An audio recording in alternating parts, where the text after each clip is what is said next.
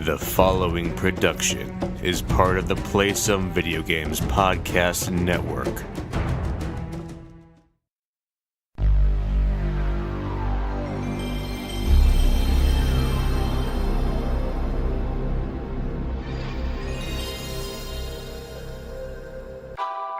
I say it's time we focus on what really matters.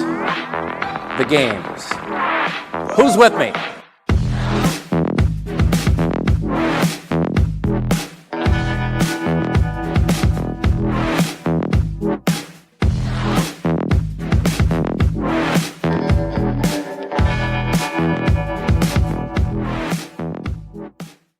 Good morning and welcome to episode 35 of the PlayStation Experience podcast, the Tales from the Borderlands to PSVG Prime's Handsome Jack Collection, and PSVG's premier PlayStation podcast. I'm one of your hosts, Seth, and joined as almost always by Justin. Justin, how goes it in Michigan today? It's pretty good. Should be going pretty well. I know you're not a huge sports fan, but Michigan State had a pretty huge win over Duke. Yes. Yep. I heard that. I read that this morning. I'm not a huge sports guy, but I at least follow who's winning and who's losing. But I tend to root for Michigan more than Michigan State. Okay. No reason behind that, and that's just a Michigan thing. Yeah. Just at some point in your life, you choose one or the other. But I also really don't care. So good for Michigan State. We'll say I have a slight soft spot for Michigan State. Going back to the summer that I spent working at the Lansing State Journal and living just off Michigan State campus in East. Oh, okay. Yeah. And I have through that connection, I have a number of friends who went to Michigan State. Great journalism school. And I'm always a fan of a team that beats a Duke also. I could root for that. Yeah. So, cool. So, before we get into the thick of the show, I want to take a minute to thank our PSVG Patreon producers. You can find out more at patreon.com/PSVG. Thank you to Coach Hawk, Edwin Callow, Devin Tyus, Kevin Austin, Chris M., Kyle Hyman, Bonesaw, Josh Borboni, Barry Cathcart, and Paul Calicote. I want to throw an extra note out about Kyle to thank him for joining me last week as we discussed the State of Play event. And thought that was a really good show. Speaking of State of Play, before we get into what we've been playing, it's been a week now. Do you have any thoughts about State of Play, or are there any games from that presentation that, I don't know, spoke to me or anything? That spoke to you or that sold you? Did you get sold on Days Gone further? I wish I had a PSVR. I do.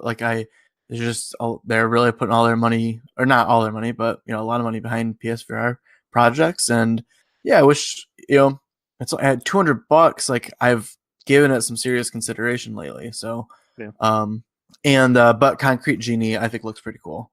Yeah. So I know it didn't win over everyone, but I thought it looked very interesting, and looks like it might be kind of a heartwarming story, about this kid. So and I imagine it'll probably be like a budget, $20 title.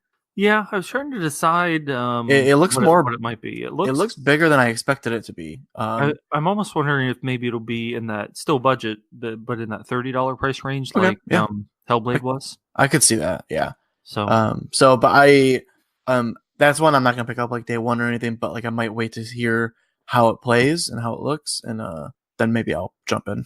Yeah. The other big news from last week was the Dreams early access date was announced for, I believe, April 16th. Okay. Yep. Sometime that week at least. Yep. And it'll be $30 and basically the same as the beta. So that's pretty exciting too. I know both of us have been interested in that. Do you think you're going to jump in on that yet? I will jump in on that. Just to kind of put my money where my mouth is. So to speak, and I think it'll be fun to watch certain projects get. It'll be something I check in once a month. Yeah, see how it's going. Knowing how much got done during the beta, I imagine it won't take. Maybe after a couple months, I'll see some pretty cool stuff in there. Right. Yeah, it'll be that'll be a neat platform to see grow. Yeah. So on to what we've been playing. we're going to save Apex Legends talk for the end of the show. So what have we been playing besides Apex Legends? Anything, Justin? I thought you were gonna keep saying anything. Anything? Bueller. Bueller? No, I haven't. I have literally only been playing Apex Legends. Another really, really busy week for me. So the only game I've really been able to kind of sneak in is that. I did talk about, I was in the main PSVG show and I played a little bit more of The Witness, but I talked about that in the main show. So, and I haven't within the last 7 days, nothing. So, but I do have a Netflix suggestion. It just came out like in the last couple of days. The Highwaymen is a Netflix movie, and it's about the two guys who ended up catching or killing Bonnie and Clyde. So it was very good. Kevin Costner and Woody Harrelson, a couple other really big names. So I thought it was one of the most impressive Netflix movies I've seen to date. So, and if you're into that like period stuff, it's pretty cool. Yeah, I have to check that out. We've mainly been watching shows. We did rent last week Spider-Man Into the Spider-Verse. Yeah, oh yeah. And that was really good. It's one of those, it's, obviously animated and superheroes, so I'm not sure, going into it what my wife's going to think, or if it's going to be, a movie that she'll just fall asleep during, but she was into it. It really visually is an interesting movie, just visually. The animation is really, it's not, I don't know how to compare it or describe it. I think it's very like technical or something like that. I actually watched a video, like a 10-minute video, and like kind of how they do that compared to like other studios, and basically they're doing way more work than everyone else.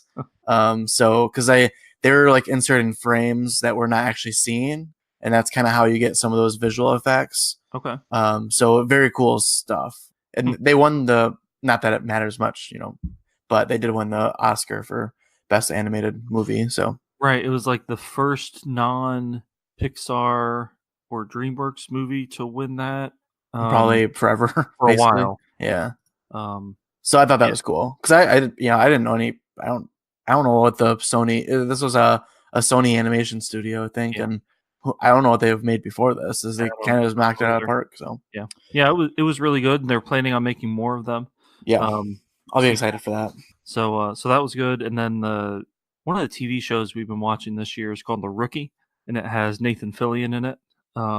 Oh yeah, I've seen commercials for that. They look good. Yeah, it's good. It's sort of his replacement he was in the show called Castle, where he was this writer who was a crime writer and then got pulled into the NYPD, and that show ended because he and the other co-star, the main co-star, Stana Katic, I don't know how to say her name.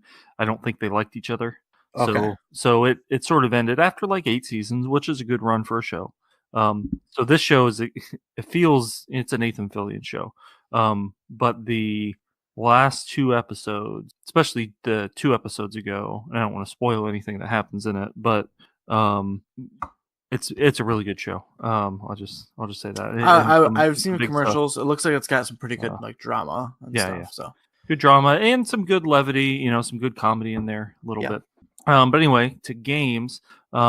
I did over the weekend pick up MLB The Show. Came out last Tuesday, and it's been at least 2 years since I've played the show. Okay. Probably 3 or 4 years since I've played it extensively. And we'll see, how far I get into this year. Usually I don't pick it up just because I don't have the time to dive into a sports franchise game the way that I would like to, or the way that I used to. But what made me pick this year's game up, one is just I always, it's springtime, the flowers are coming out, and it feels like baseball season. I haven't played the show since I got a 4K TV, or I don't actually think I may not have played it since I got the PS4 Pro, and if that's the case, it's been 3 years at least. So I wanted to see, how it, one of the premier flagship Sony games, really how it looks on 4K and everything. And then this year they introduced a new mode called March to October. Yep. Where you pick a team, whatever team you want to, and you're given a goal, and you're told, okay, if you pick the Cleveland Indians, you're expected to win somewhere between 85 and 95 games, and it just it drops you at a game throughout the year. So you play the end of opening day, and then based on how you perform there, you have some momentum as your game simulates through the next handful of games, and then you play different high points throughout the season. From what I've read, you can get through a season in 10, 12 hours, which and still feel like you're impacting the game.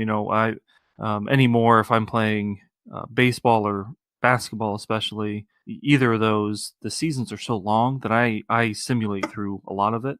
Yeah, and I like being general manager and everything, but traditionally that would have been like if you just simulate it, there's no dropping into the middle of a game or anything like that, right? Correct? Right. Like this is something completely new. Right. Well, they have changed it.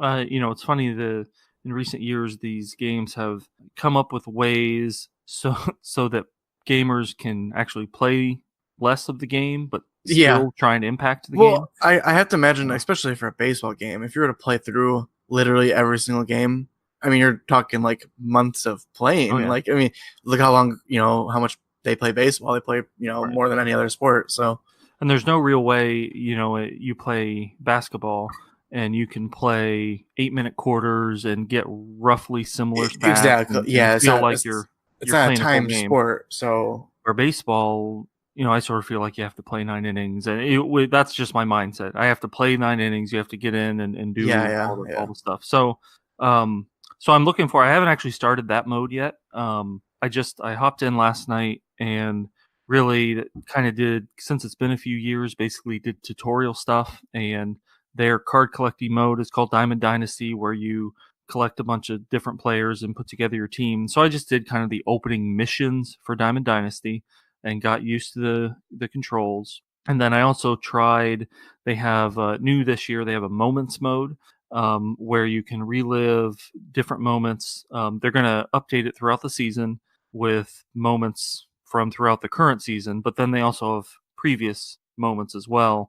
And the ones I'm most interested in, they have a Babe Ruth collection where you play as Babe Ruth and you try and equal different things that he did throughout his career. They also have a Willie Mays collection where you do the same thing. And then they also have one based on the 2016 Cubs, which will be kind of painful if I decide to do that since they beat the Indians in the World Series that year. But I like that historical stuff. NBA 2K11 remains one of my favorite NBA 2K games because it had the Michael Jordan career retrospective thing where you played as Michael Jordan throughout his career and tried to match some of his different feats. So I played a little bit of the Babe Ruth one last night, and they put a black and white filter over it. And it's good. It's not as authentic as the NBA 2K one was. Yeah, I heard someone else talking about this, and like they basically said that they put over that filter, and like he's dressed correctly, and maybe the pitcher is, but like there's still a full stadium behind him, like with him on the jumbotron or whatever. Yeah, which is almost kind of like funny to me. But the players who you're playing in the one that I was playing, he was on the Boston Red Sox still because he started his career on the Red Sox as a pitcher, and then they're going against a team called the Robins, the Brooklyn Robins, which I'm not actually even sure if it's a real thing. I'm not completely up to snuff on my 1917 Major League Baseball, but all of the Robins players were just like Robins catcher, Robins outfielder. Nice. They weren't where you go back to that NBA 2K11, NBA 2K12, and even modern the current games where if you play as the 1960 Boston Celtics, you've got Bill Russell and Bob Cousy and whoever's supposed to be on that team. And back to that NBA 2K11, 2K12, they put different filters over it to make it look like you're watching a game on TV in that era. So anyway, I still think it's cool that they have Babe Ruth on there and Willie Mays and jumping in. Usually I play as a pitcher where it's the metered pitching where you decide what pitch you're gonna do, you choose where you're gonna throw it, and then you do a 3-click meter. You click once, go power up however fast you want to throw it, and then try and click back down for accuracy. Yep. And then I play with the bat, where you just press X for a regular swing, square for a power swing, circle for a bunt, or something like that. And on the field, where if you field the ball, you press circle to throw to first, triangle to throw to second, and so forth. So this year, I'm trying out the pure analog control system, where so when you're batting, you flick the stick up for a normal swing, you flick the stick to the left or right for a contact swing, and you flick the stick down and up for a power swing. And it's all timing based. I don't have to aim, which is honestly one of the worst things that I'm not good at baseball games anymore, because you have to in one of the other control schemes, you have to move this circle around to where the ball is going and try to hit squarely on the ball. Gotcha. So now that it is just timing based, not that it's easy, but it's timing based, and I'm hoping it'll be a little bit easier. For pitching, you pick where you're going to throw the ball, and then you move your right stick down to the recommended amount, and it's the length is based on how long your pitcher's windup is. So if you have a short pitcher windup, like if someone's on base and you're doing the you're not doing the full windup, it'll be a shorter amount of time. And then when you flick your stick up, you're trying to aim it to where you want it to go on the plate. And you could go way to the right, way to the left, or you could aim it actually on the plate. And so that's with the 3-click pitching type, I guess. Yeah. I'm generally pretty good at that. And I have been, I've been playing games, whether it's golf or baseball, where you do 3 clicks for 25 years or whatever. Oh, yeah. It's a pretty easy thing to do. So this is a new challenge, while I don't think it's overly difficult. And then in the field, you just flick the stick to the right to throw to first base, up to throw to second, left to throw to third, and down to throw to home. So I'm trying this control scheme to see how it goes. It's a completely different way to play for me. So anyway, I'm excited about it. It looks great. Yeah, this is the game that I decided to go in on. I tried Anthem, and then I sold that back. So this is my early 2019 game. Fall. And I was going to get the Division 2, and I've heard really great things. But like a week went by and I didn't pick it up. And honestly, I've been playing Apex, and Apex so far has only cost me $10. Yep. And it's hard to, and I don't have a main group to jump into Division 2 with. So right. I kind of decided at the end of the day, to pass. I didn't think it was worth the $60. It'll be something that I jump in, next year or something after it's had many updates and it's a little bit cheaper, and I'll just play through all the single player stuff. So or play through all the stories. So, but yeah, the MLB The Show has been, I don't know. I've been wanting to play some sort of sports game in the last year or so. It's something I haven't played in, I don't even know, 10 years at this point. Yeah. But I used to love them. I used to love Madden. I've played a few baseball games. I used to love golf games. So, and the MLB The Show, it's an exclusive to PlayStation, which is cool, and it always looks incredible. So, and I've heard that this is the one that you got is one of the better ones that we've had in a while. So yeah, they said it was a pretty big jump forward in terms of different modes, and so what I'm hoping is that I get sucked into the March to October, and I'm going to be the Indians, and I'm going to run through a season there, and then from there I'll see what I want to do. You could just do March to October mode with however many different teams you wanted. I don't think I'm going to dive into the franchise mode just because it's too much. It's a lot. Yep. Too much for me anymore. But I'm, I feel like I can get into it and enjoy the mode. So with sports games in general, there's that rumor that EA Access is finally going to be coming to PlayStation. It was supposedly listed on the Brazilian PlayStation Store a few weeks ago, and then accidentally, and then it's been found in PlayStation code somewhere. So I'm hoping that comes sometime this year, finally, because then I'll pay the $30 a year and never buy another non-EA Sports game. I won't. NBA Live has nothing on it compared to NBA 2K. We'll see there, and obviously EA Sports doesn't have baseball at this time. But I'll gladly pay the $30 a year and then just play Madden and NHL and whatever games that come up as they come up. So I look forward to that day. So moving on to this week's new releases for the week of April 2nd. There's not a ton. No.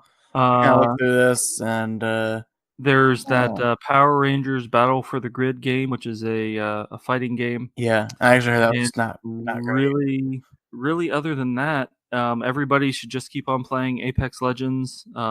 Maybe pick up MLB The Show, and that's it. I'm looking at nothing even looks mildly interesting to me. The only one that I even looked at and was like, that sounds somewhat interesting. Beat Blaster sounds kind of cool if you had a PSVR. Mm-hmm. I'm guessing this is from the same team that made Beat Saber, but now they just have guns, so that's cool. And then I did look at Far Lone Sales. Yeah, that sounds like an interesting one. Yeah, but then I kind of looked at it. It looks pretty simple. Looks kind of almost like Oddworld-esque, like Abe's Exodus, like just controlling a single character, pushing things, but solving little puzzles. Nothing crazy. So, yeah, that Power Rangers game looks good, but I had heard that was pretty bad and pretty nothing there to play. Yeah. So, that this makes me think of there was a Power Rangers fighting game on Sega Genesis. Yes, that I really liked. Yeah, I think it was on. It might have been on SNES too, because I remember playing it, and I remember I had all the characters, all the villains. I remember really liking that one. Yeah. Anyway, the two other games that aren't coming out new this week, but are coming new for free if you have PlayStation Plus. The Surge and Conan Exiles. They were announced. Of course, we release on Wednesdays, and PlayStation Plus lineup gets announced on Wednesdays, so we're always kind of a week behind. But out now, you can go and download if you have PlayStation Plus. Conan Exiles, a survival multiplayer game based on the relatively popular character Conan the Barbarian. This is reading from DualShockers.com. Oh, gotcha. Players are forced to do whatever they can to survive, including but not limited to hunting for food, building shelter, fending off intense weather conditions, and more, all within a vast and expansive open world. And then the Surge is a third-person sci-fi RPG. In it, players utilize an upgradable exoskeleton to take down a variety of different enemies. During your time in the world, you'll be able to craft and equip new weapons to help you on your way. So the Surge is a game I've been interested in for a while. It's from the same developer as Lords of the Fallen, which is a Dark Souls-like game that I got into for a bit and then just fell off. It's a fine game, but it tries too much to just be Dark Souls, and it's not. Not that I've never beaten a Dark Souls game, but you can tell a difference in quality. Like, I'm playing Lords of the Fallen, I'm like, well, I could just be playing Dark Souls if I really wanted to play a game like this. But the Surge, the setting, it's a similar, it's supposed to be tough as nails, and it's a melee combat game, but it's in a sci-fi setting, which I'm more interested in than in medieval time fantasy setting. So I'm looking forward to trying that game, especially since I skipped on Sekiro for now. I'm looking forward to trying the Surge. So either of those games. Conan sounds kind of. I mean, neither of them really speak to me, but I always try something out. Conan, open world action game. I'll play it. I've read a few reviews and they weren't great, but for free, I'll play it. Maybe it'll grab me. All right. Speaking of Sekiro, on Nintendo, I'm playing Breath of the Wild along because all the Nintendo Shack folks are playing Breath of the Wild, and I named my horse Sekiro so that I can say that I'm still playing Sekiro. Ha! So that joke. Okay.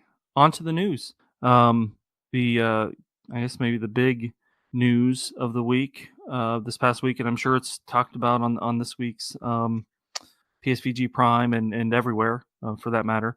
But Borderlands 3 was officially revealed last week by Gearbox, and had a nice trailer. Visually looked really good. Looked like more Borderlands. Has that same attitude. They did not give a release date or talk about a release window at all. But I did want to bring up a Games Radar article that there's a fan who looked at some numbers in the trailer that thinks the game is going to release on October 1st, 2019, which I think would be sooner than a lot of people would be expecting. But so that's out there. Maybe it's nothing. Maybe it'll be a surprise E3 announcement of the release date.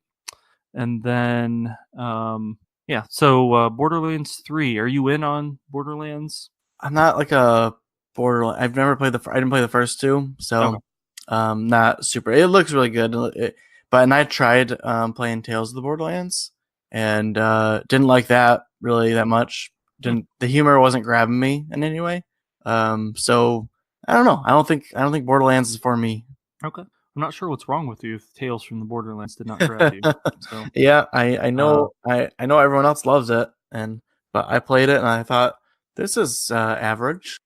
Actually, I played Borderlands 1 a little bit on my own, and I thought it was good, but I didn't finish it or anything. And then I've thought for a long time about picking up Borderlands 2 or the Handsome Jack collection, and just haven't for whatever reason. So it's an open world sci-fi first-person shooter where you go around and collect loot, very Diablo-like. It's cooperative if you have people to play with, or you can do it single player. So it seems like something very much in my wheelhouse. And I love Tales from the Borderlands. I thought it was a great story. I thought it was funny, interesting. The other piece of news that came out from that Gearbox panel at PAX East was Borderlands 1 Game of the Year edition is coming out here in April. And so there are a lot of people who are excited about that. That seems like one that seems I don't understand why it hasn't come out already. Yeah.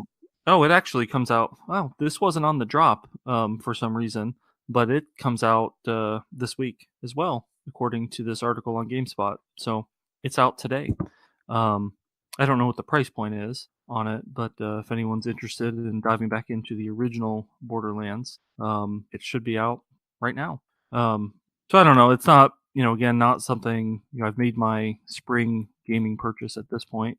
And my shooter time is already taken, excuse me, by Apex Legends. So, yeah. On from Borderlands, did want to take 1 second to talk about Enter the Gungeon.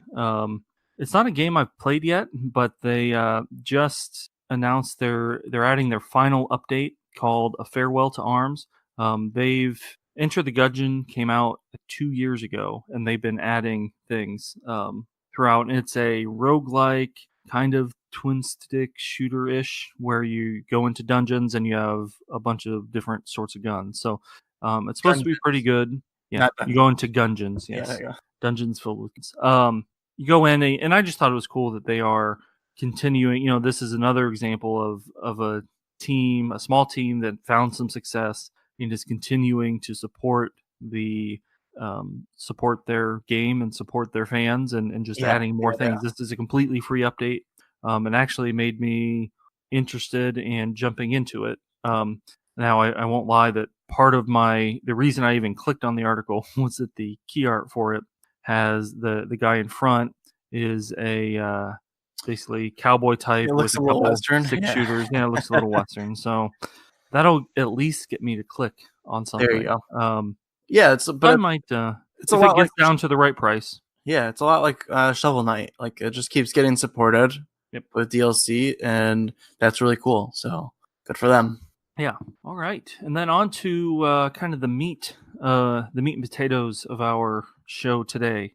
IGN this week posted an article that went through all of Sony's first-party studios and what they're doing, and thought that in the wake of State of Play that we might take a minute and just kind of run down that article and take stock of where all of Sony's internal first-party owned studios are. This is, I don't know if it's in alphabetical order. Yeah, alphabetical order. So first is Bend Studio. Bend Studio's last outing was, I think, 2011's Uncharted Golden Abyss. And then it's been a long time. Yep. It's been a while. And that was on Vita. Yes. And then their next game comes out later this month, Days Gone, the motorcycle zombie apocalypse open world story-based shooter. Which now that I'm really thinking about it, talking about how I don't really have a spring game, I'm just playing Apex.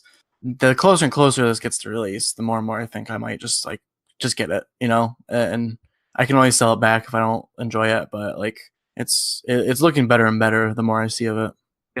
Yeah. I talked a little bit with Kyle about it last week, and I'm the same way. The more I see about the story, the more I'm interested in this game. Yeah. And I see whether I'm not going to pick it up day one at this point, but it might be a perfect summertime.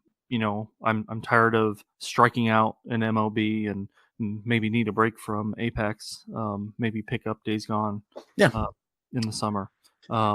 But I'm definitely interested in the game now. Yeah. So, all right. Guerrilla Games is next up on the list. Yeah. And they last game was Horizon Zero Dawn back in 2017, which I think we both really liked that, right? Or were you so on that one? I was so on it. Okay. Again, that's my theory of I played Breath of the Wild first. Yeah. Loved Breath of the Wild and didn't love Horizon. Yeah. Thought the story obviously it looks awesome. The story is really good and interesting. I did watch the entire story, but I got tired of the gameplay after a while. Yeah, and I didn't finish it. I ended up actually kind of just reading about the story afterwards because I did want to hear that that story. So I finished out. So and it sounds very cool. So I will. We don't know. No one's really reported on what they're working on. What Guerrilla Games is working on next. But I think we can assume that will be a follow-up to that game. So, though I think there's been some rumors that they're possibly also making another Killzone, since that's what they're kind of known for. And Sony doesn't really have a first-person shooter right now. So, yeah. Yeah, I think hopefully over. I don't know if by the end of this year or early next year, we'll hear about PS5 or the next PlayStation. I think that a Guerrilla game is almost a lock to be a launch game for PS5. Yeah. Whether it's Horizon 2 or Killzone next, I think that one of those games will be a PS5 launch game and probably should be Horizon. I think so. I think also Aloy is a really good what do you call it? Protagonist? No. Woman. She is a good woman. No, why can't mascot. I think mascot, that's the word I was looking for. Thank you. You just had to read my mind since I didn't give you any clues. I was like a Sony mascot, It's kind of hard if they come out with I don't know, they have weird mascots. You can't put Kratos as your mascot all the time because he's so brooding and scary looking but Aloy is cool, so make her the premier PS5 launch game. Yeah, that would be with I think with PS4 they tried doing that with Knack a little bit. They did, and that didn't go out well. All right, next studio, Japan Studio. Japan Studio, I think, is made up of a number of different smaller teams. Yeah. And they have their hands in a lot of different development, such as Knack, The Last Guardian, PSVR Breakout, Astrobot Rescue Mission, and a lot of they have their hands in a lot of different things, but those are kind of the three bigger ones. And I know Astrobot is widely seen as one of the best PSVR games. Well, and it's interesting because they started out as they made Eco and Shadow of the Colossus, which everyone loves Shadow of the Colossus. But then they then The Last Guardian, which took forever to come out. And now it seems like then they kind of just randomly came out with Astrobot. I don't know. I feel like the main team that was making those eco style games kind of maybe disbanded a little bit. I think from what I've heard. Yeah, I think I the should director know. might have even left. Yeah, he did. Yeah. I should know, as Sony people, we should know that name. But Yeah. yeah, he left before Last Guardian came out, but was still involved in Last Guardian. We do know right now they are co-developing Everybody's Golf VR, and other than that, not much else is known. Maybe they're working on Knack 3 for the launch of PS5. Yeah. But Like that's a tech studio or something. yeah. Probably the good assumption to make on any studio that we don't know a specific project they're working on. They're probably working on a PS5 launch game at this point. Yeah. Yeah. We're getting close enough. Yeah. All right. So London Studio is I looked them up. They've worked on a bunch of different games, so I don't think they've actually released a ton, or not, at least not recently. Mm-hmm. They do have a lot of games listed under their like games developed, but I don't know, I've just never heard of them. So but they came out with that PSVR London Heist like experience. Yep. And now they're turning that into Blood and Truth, which we did just see at on the State of Play thing. So yeah, it looks really cool. Looks really cool. Awesome.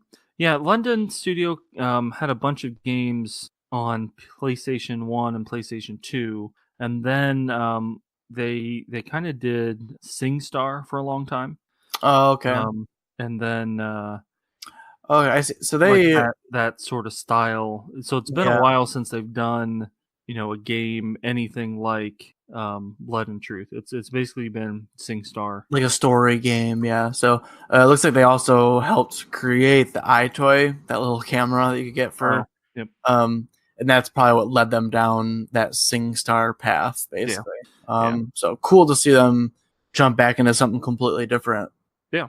Then I guess staying over in the UK, as far as I know, Sony started Manchester Studio in 2015, formerly under the name Northwest Studio. They haven't actually released anything yet, but I think the idea is that they are going to be doing some PSVR stuff. Yes. So. Yep. Next one, big one, Media Molecule. We know what they're doing. So they've been working on Dreams for a very long time. Yep. Obviously, really well known for Little Big Planet, but I will be jumping into Dreams, so I will kind of keep everyone up to date on how that's going.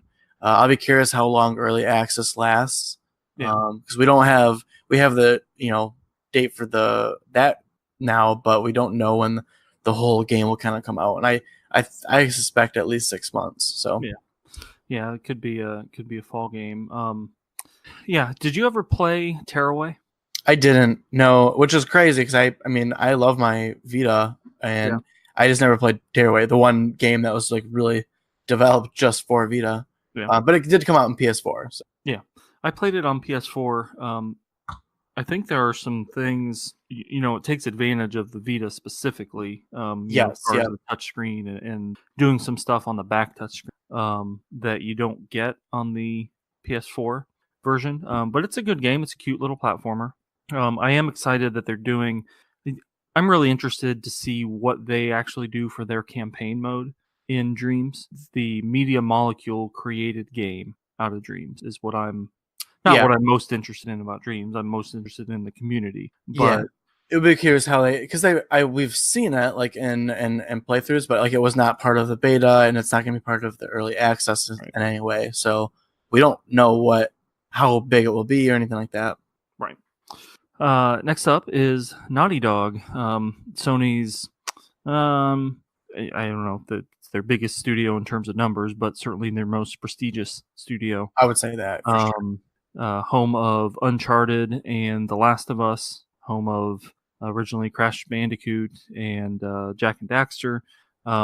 They're working on Last of Us Part 2, of course, and beyond that, we don't really know. There are rumors that Last of Us Part 2 could come out later this year, even, but they're waiting. They haven't announced any dates beyond Days Gone at this point. I think they want to let Days Gone come out and hopefully shine, and then focus on the remainder of the year. But we know Last of Us 2 is coming out. We know that it's going to be great. I mean, I don't think that Naughty Dog Been a while hasn't since they've developed yeah. a bad game Yeah. in a long. Exactly. I don't know. Uncharted 1 is probably the worst game that they've put out in the last 12 years. Yeah. And that game is still good. It's not, it's aged at this point, but yeah, I mean, I played through the whole collection, like I've said this before, and yeah, for the most part, it holds up fairly well. Like I was able to get through it, they're the reason I definitely own a PlayStation. I was really jealous of not being able to play The Last of Us when I had a 360 and stuck with Xbox last generation, because it just sounded incredible. So I was happy to switch over to PS4. Played Last of Us remastered, and I'm definitely hooked. So I'm very excited to play their next game. And I believe that there are rumors that they will not be continuing Uncharted themselves, that might be getting ported out to a new studio. Yep, we'll get to that studio shortly. Yeah, so my question is, they've been kind of dual developing games where, The Last of Us Part 2 production had started while they were still finishing out the Lost Legacy and stuff. Yeah. So I wonder what I wonder if they're working on something else in-house, or if they're strictly, I'm sure right now it's all hands on deck for releasing Last of Us Part 2, but someone there is thinking about, maybe a different franchise or something like that. So yeah, really curious what happens in the next, couple years. Before this current generation, every time, and I think Naughty Dog's older even than PlayStation 1, but, PlayStation 1 era, they were Crash Bandicoot, this 3D platformer. PlayStation 2, they switched up to Jak and Daxter, which actually I've never played a Jak and Daxter. And then PS3 is, the more realistic action adventure Uncharted. Yep. And then at the tail end, you've got Last of Us, which is, kind of a cross-gen game. PS4 is the first generation where they've kind of continued from the previous generation what they've been working on. So I do wonder if they'll be interested in doing something different next round. And I don't mean something different like, oh, they're going to do their own Battle Royale game. Nobody wants to see.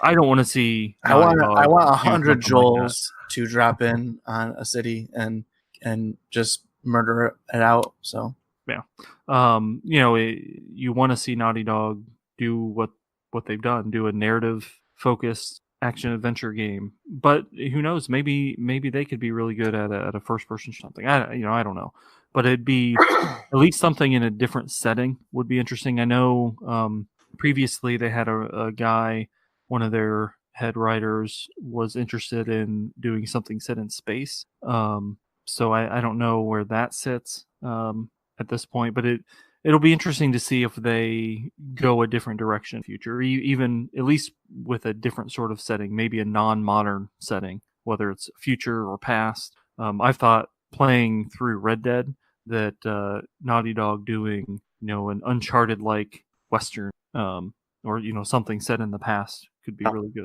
Definitely. So, yeah, I'm interested to see what they get into. Yeah. All right. Pixelopus. Yeah. They're working on Concrete Genie. Yep. Which we already talked about this episode. So, I'm excited for that. Yeah. Their first game was Entwined. Yeah. Yeah. First game was Entwined. Which was a good, it's kind of like a tech demo almost. Yeah. And it was a good little game. Concrete Genie does have a PSVR mode. The next big studio, Polyphony, which is Sony's other, I guess, one of their other long-term, hard-hitting, good studios. They're the Gran Turismo studio. That's what they do. That's what they've done. Gran Turismo Sport came out in fall 2017. Still being updated at least once a month with new tracks, new cars, adding things to their single player. They have a thriving esports scene at this point. I'm excited to see. as we start to transition to a new generation, I'm not in a hurry to get whatever the next PlayStation is or Xbox or whatever. But if it launches with a Gran Turismo 7 and has just another step up from Gran Turismo Sport, that would make me interested. But honestly, Gran Turismo Sport is like the model of a game as a service for me. Yeah, and it's a great series. I'm all in on whatever Polyphony. So I lost my here it is. San Diego studio is next up. We were talking about MLB The Show today.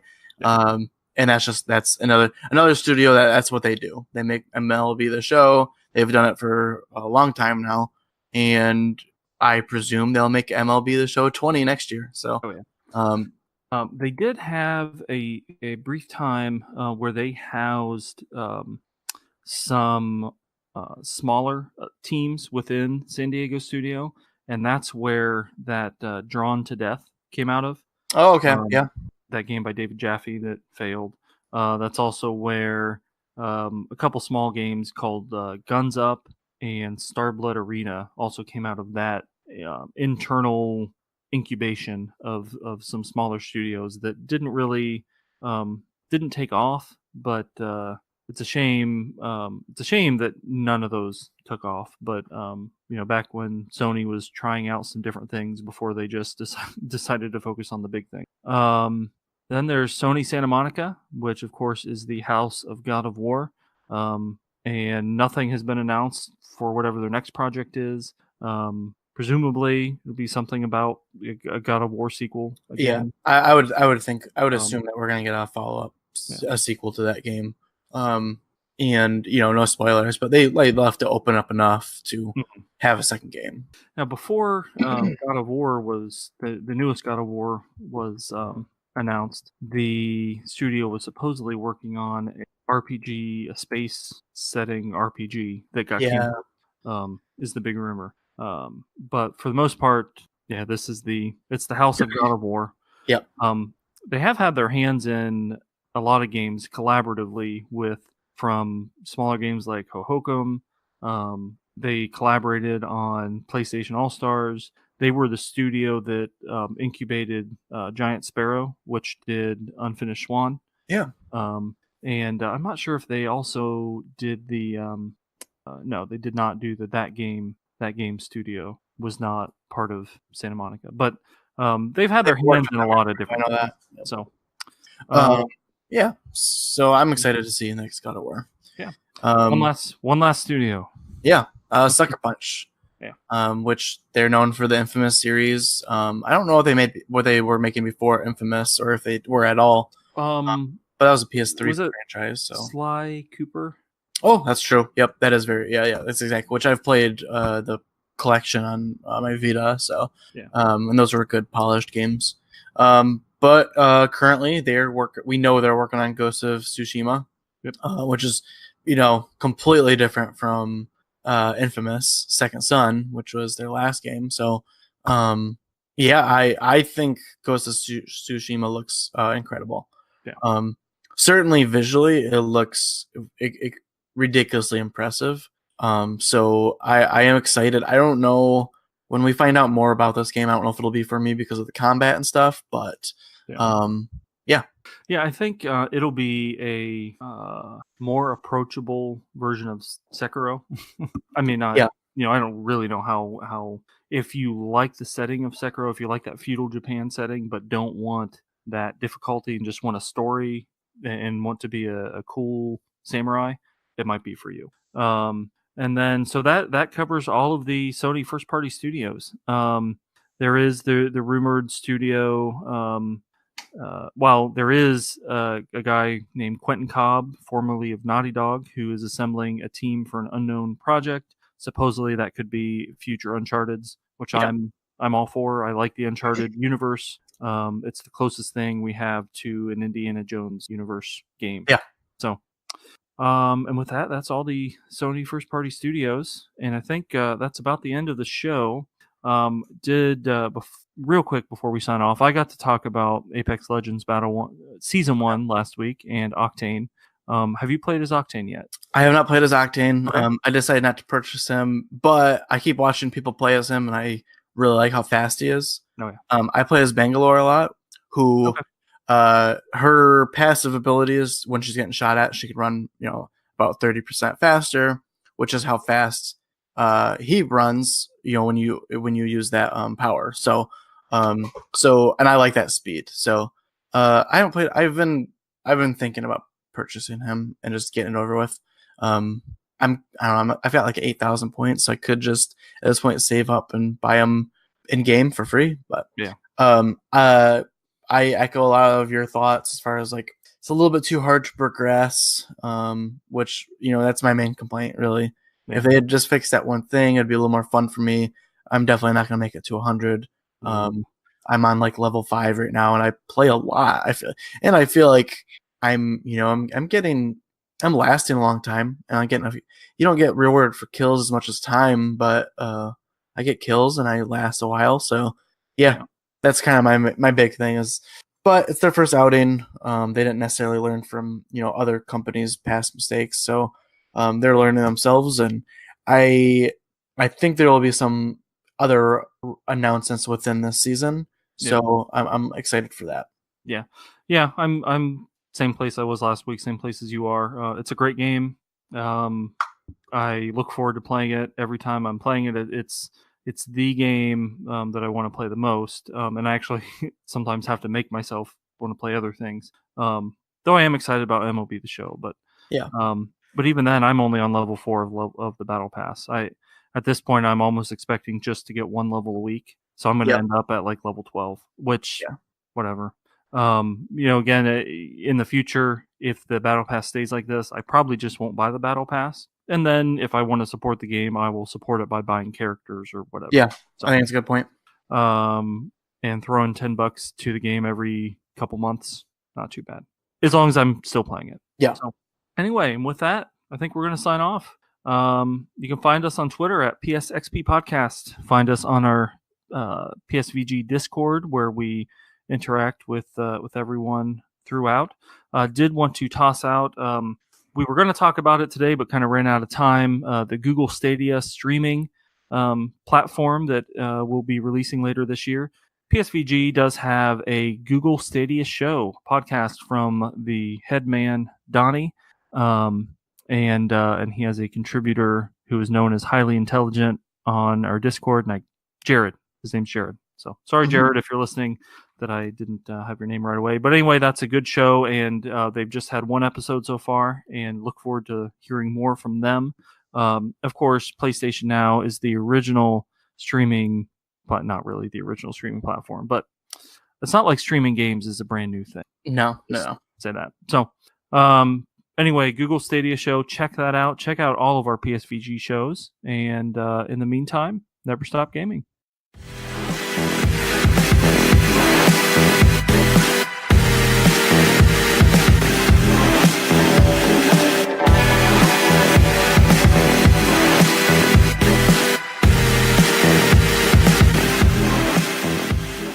And though we may pledge fanboy allegiances to different flags, deep down inside we all serve one master, one king. And his name is gaming. Forever may he reign! This has been a production of the Play Some Video Games Podcast Network.